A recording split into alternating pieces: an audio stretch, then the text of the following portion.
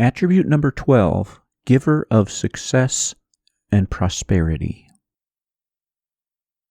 Psalm 1, 2, and 3. His delight is in the law of the Lord. Whatever he does prospers. Meditation number 42. What is prosperity? From a temporal point of view, success or failure in an endeavor depends on 1,000 contingencies. Even if a person possesses all the necessary resources to complete a task, many things could still prevent it. An interruption could occur at a crucial moment. Something could interfere or undo the work that has been done. Even the most brilliant scientists sometimes make a basic arithmetic error in an equation despite their most careful efforts. Success is never completely within our power to attain. It is something God grants or does not grant. And when he does grant it, that is a direct experience of God himself, because it is an experience of his success and prosperity-giving grace. What is wonderful about this attribute? God's promises of success go far beyond mere ability to achieve a goal. God gives prosperity. The Hebrew word includes the ideas of both flourishing and realizing good, beautiful, beneficial outcomes.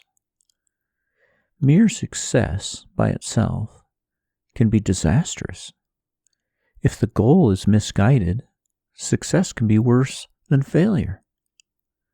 Prosperity, however, is compared to the flourishing of a tree and is contrasted with the desolation and barrenness of dried-up chaff that blows away in the breeze.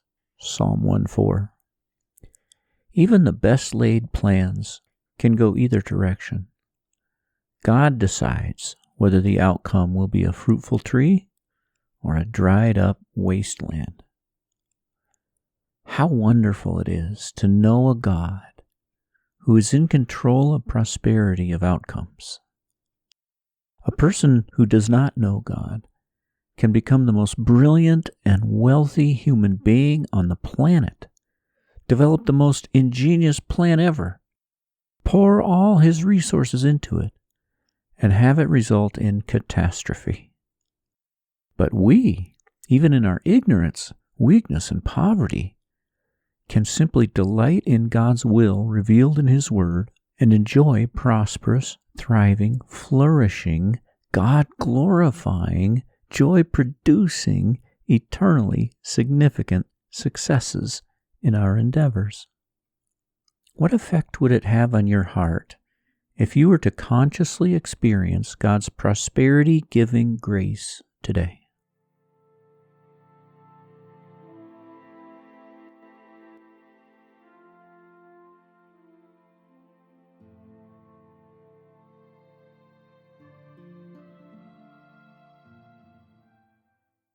Experiencing this attribute.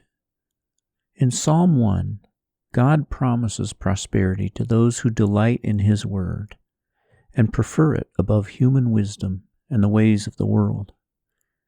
The key to success is not education or strategy or resources. It is loving God's thoughts and will and desires as expressed in his word. That kind of love will take you down paths that lead to prosperous success. Do you believe that? Deep down in your affections, does your heart operate as though this principle were as sure as gravity? And do you take delight in that fact? It seems to us as though success or failure depends on secondary causes. Plans, resources, circumstances, effort, etc. We must come to the point where at the very core of our being, it really seems like that next endeavor, big or small, is doomed to fail unless God grants prosperity. We know we are trusting God when it really feels to us like there is much greater chance of success if we pray fervently and seek God's favor. Use every instance of prosperous outcomes as an occasion to preach to your soul about the fact that the success came from the grace of God. Without that special favor, it would have resulted in failure, a dried-up wasteland. And use every instance of failure as an occasion to preach to your soul about the fact that the failure was due to the lack of His grace, so that next time your soul will be more desperate to seek grace from God. Forgive me, dear Lord, for imagining that my successes have been due to my skills or wisdom. I know that you work through skill and wisdom as secondary causes, but you are the only first cause of success. Forgive me for my lack of earnestness in praying for success in matters that seem like I have the power to succeed on my own. Teach me desperate dependence upon you.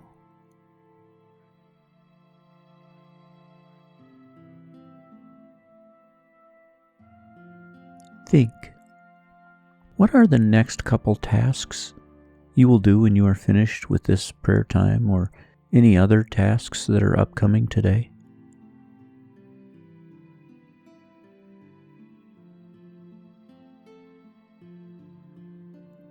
What would prosperous outcomes look like?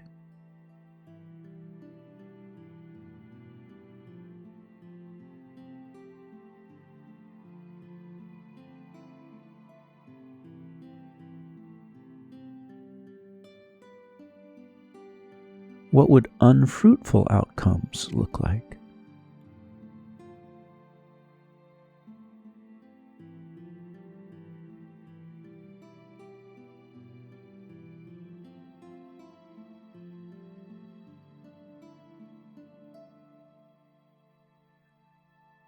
And what would it be like to enter into that task with a heart fully persuaded that the difference between those two outcomes is determined 100% by whether you enjoy special grace from God or not? How would it affect the way you pray?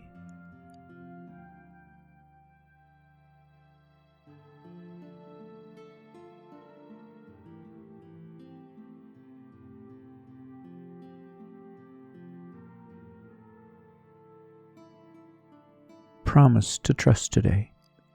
Psalm 1, 2, and 3. His delight is in the law of the Lord.